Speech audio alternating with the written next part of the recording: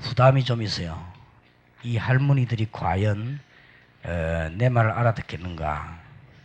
성령께서 분명히 하실 것인데도 제가 그런 염려가 자꾸 생겨요.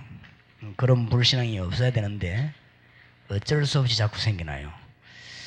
중고등학생을 모아놓고 난 뒤에는 이 철없는 아이들이 과연 이 말을 알아듣겠는가, 이런 염려가 내게 자꾸만 생기는데, 그 불신앙을 내버려야 되는데 불신앙인지 바로 본 건지 자꾸만 그래 생겨요. 또 내가 바로 봤다는 증거가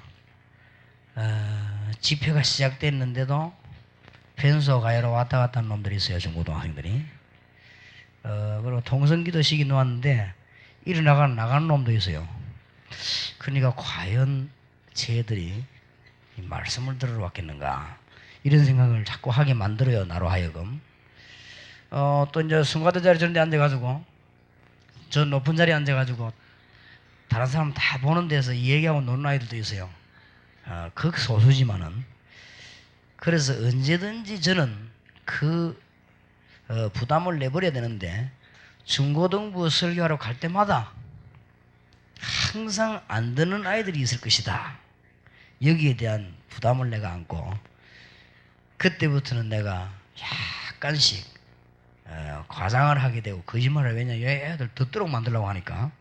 그러면 이 아이들이 좋아하는 단어는 뭐냐, 아이들이 잘 통하는 그런 생각들은 뭐냐, 이런 것을 자꾸 내가 생각하다 보니까 지난 3주간 동안에 학생 집회하고 난 뒤에 내가 인본주의가 되어가고 있죠.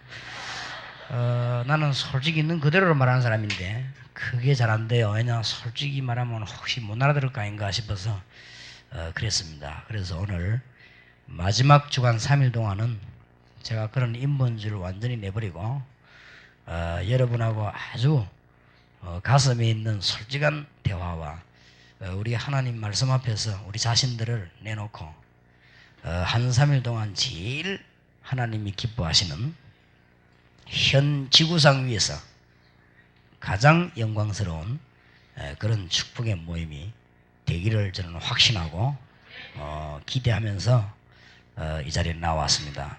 여러분도 은혜 받고 저도 은혜 받고 이 자리에 참석한 모든 분들이 최고의 은혜를 받는 그런 축복의 기회가 될 줄 확신합니다.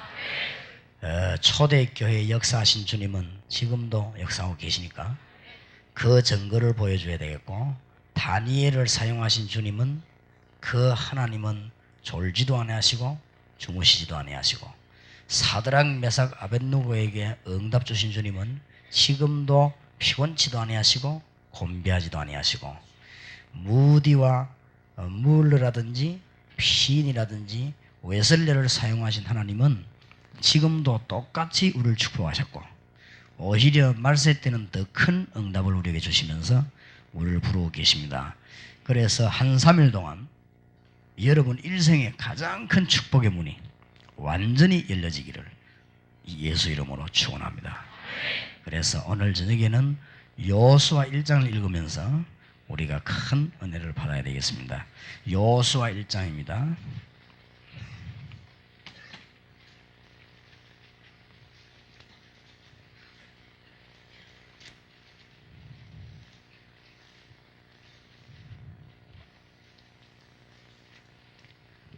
여호수아 1장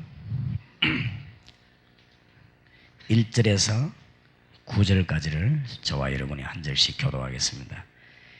여호와의 종 모세가 죽은 후에 여호와께서 모세의 시종 눈의 아들 여호수아에게 일러 가라사대,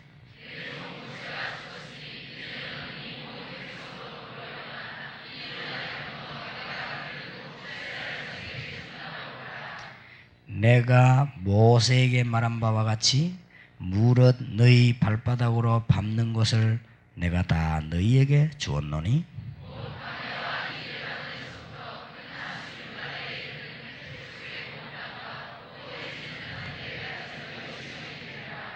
너희의 평생에 너를 능히 당할 자 없으리니 내가 모세와 함께 있던 것 같이 너와 함께 있을 것임이라. 내가 너를 떠나지 아니하며 버리지 아니하리니.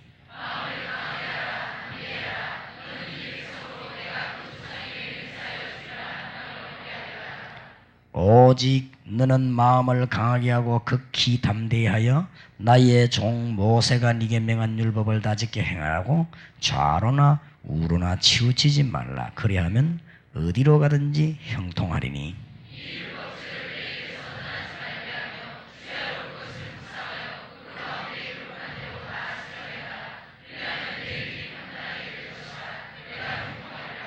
구절같이 이릅시다. 내가 네게 명한 것이 아니냐. 마음을 강하게 하고 담대히 하라. 두려워 말면 놀라지 말라. 네가 어디로 가든지 내 하나님 여호와가 너와 함께하느니라 하시니라. 아멘. 아담이 죄를 지었는데 무엇 때문에 내가 멸망을 받아야 되느냐. 이 부분이 제게는요 오랫동안 답이 나오질 않았어요. 다른 사람은 은혜 받는데 나는 답이 안 나온단 말이에요.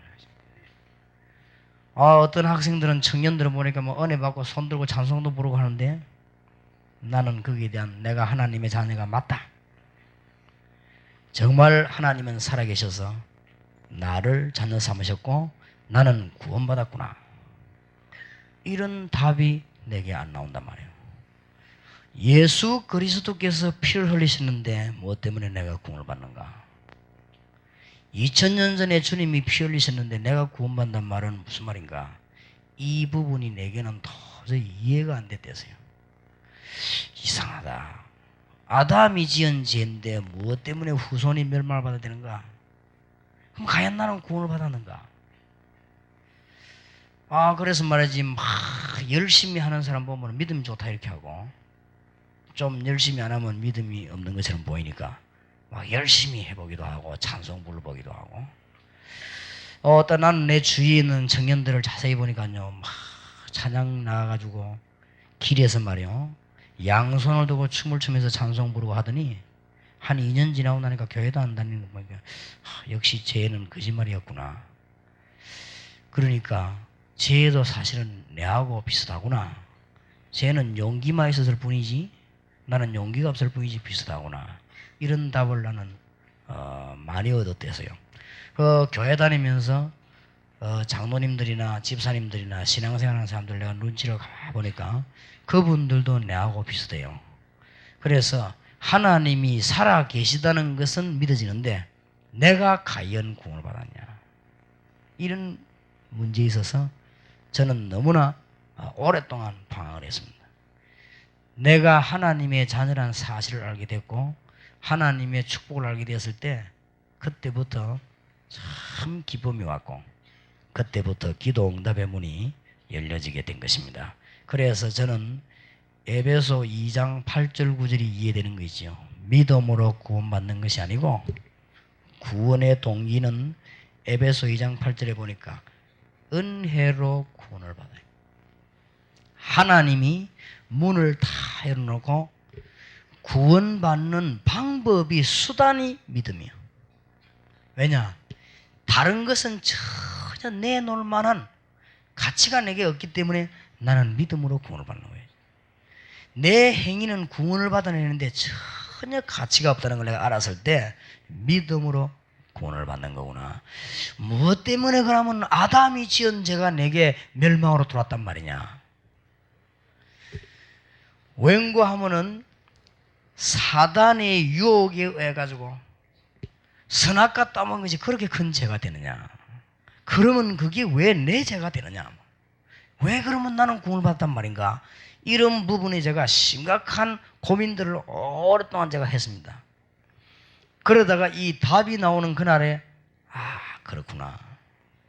얼마나 기쁜지 그때부터 응답이 오기 시작했고 그때부터 찰 속에서 내가 만 입이 내게 있으면 그 입 다 가지고 주 예수 주신 은총을 늘 찬송하겠네. 거기서 답이 다 나와요. 그래서 저렇게도 훌륭한 국회의원 돈 많은 부자를 보고 하나님 모르는 사람 예수 안 믿는 사람 보고 불쌍하다고 하구나. 그래서 저 사람이 저 고생이 왔구나. 답이 다 나오는 거죠. 사람 보는 진단이 다 돼요. 아, 저 사람은 그래서 멸망받구나. 아, 지금 삼풍백화점은 그래서 무너졌구나. 아, 지금 정치는 그래서 흔들리는구나. 이 답들이요, 다 나오기 시작했습니다. 너무너무 놀라운 답이. 그래서 참 감사가 나오는 거죠. 그래서 다윗은 늘 감사했고 바울은 찬송하리로다 우리 주 예수 그리스도의 놀라우신 은혜야 그랬거든요.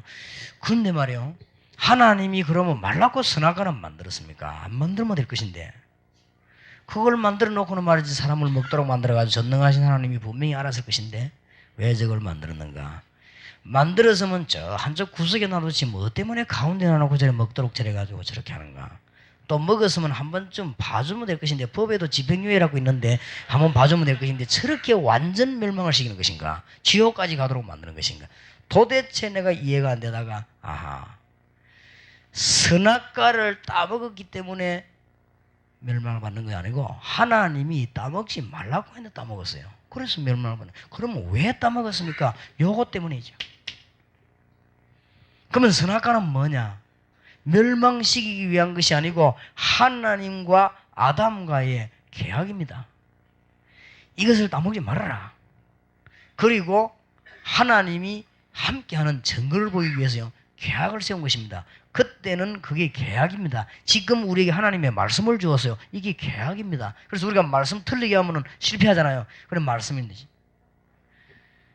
선악과를 따먹었기 때문이 아니고 하나님이 따먹지 말라고 하는 선악과를 따먹은 것입니다. 그런데 왜 따먹었냐? 눈에 보이지 않는 어마어마한 강한 세력인 이 사단이, 계시록 12장 1절에서 9절에 보니까 이 사단이 벌써 공중으로 쫓겨나서 천사가 타락해가지고 사단이 돼가지고 인간을 하나님 모르도록 눈을 막고 어둡게 만드는 것입니다. 이때부터 아담의 후손은 전부 죄 가운데 빠지게 되는 것입니다. 그게 왜 그러냐?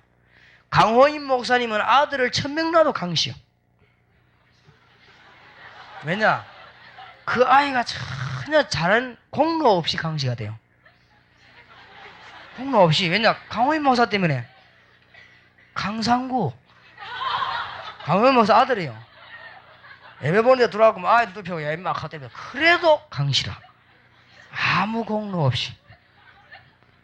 그러고 막 강호인 목사님 아들이 막 10,000명을 낳아버렸다. 10,000명 다 강시. 놓다 보니까 한 놈 어째 잘못돼가 유시되는 법이 없어. 무조건 놈은 강시. 내가 지금보다 아들을 5,000명 낳는다. 5,000명 다 유시. 아담의 후손은 전부 아담의 후손. 여인의 후손이 이렇거든요. 이게 보통 말이 아니에요. 아담의 후손은 전부 아담의 후손이에요. 죄 가운데 사단의 테두리 안으로 싹 들어가게 되는 것입니다.